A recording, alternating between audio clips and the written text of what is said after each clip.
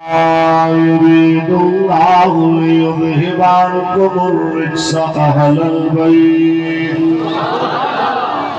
البيت ويطهركم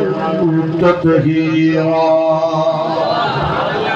اللہ کریم نے فرمایا ہے نبی دی اہل بیت اللہ دا ارادہ بن گیا ہے ہر ناپسندیدہ چیز تواڈے کولوں دور کر دے تانوں اج پاک کرے جویں پاک کرن دا حق ہوندا ہے۔ اے رسول اللہ دے غلامو میرے کریم آقا دی ساری آل شان والی مقام والی مرتبے والی جدو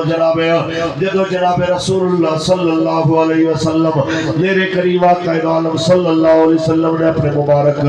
زبان دے جو اپنے مبارک لبانے جو ارشاد فرما دیتا اے لوگو اہل بیتی کا سفینہ نو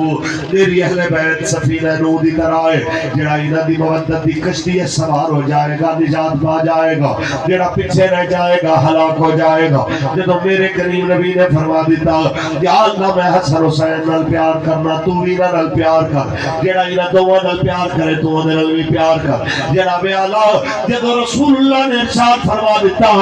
جناب اعلیٰ اپنی پاک چادر دے اندر لے کے مولا علی پاک نو سیدہ خاتون جنت پاک نو حسنین کریمین نو جب میرے نبی نے پاک چادر لے کے فرمایا اے میرے اللہ اللہم ہاؤلاہ اہل بیتی یا اللہ اے میرے اہل بیت رہنا نو اج پاک کر جو پاک کرن دا حق ہوتا۔ جدو میرے نبی نے ارشاد فرما دیتا جدو رسول پاک نے ارشاد فرما دیتا ان الحسن والحسین سیدہ شباب اہل الجنہ حسن حسین جنتی جوانہ دے سردار نے ایک موقع تے حضور نے فرمایا یہ جنت دے سردار نے تینا دا ابا اینا تو یاد آئے جناب اعلیٰ جدو حضور نے فرما دیتا میرے کریم آقا عالم صلی اللہ علیہ وسلم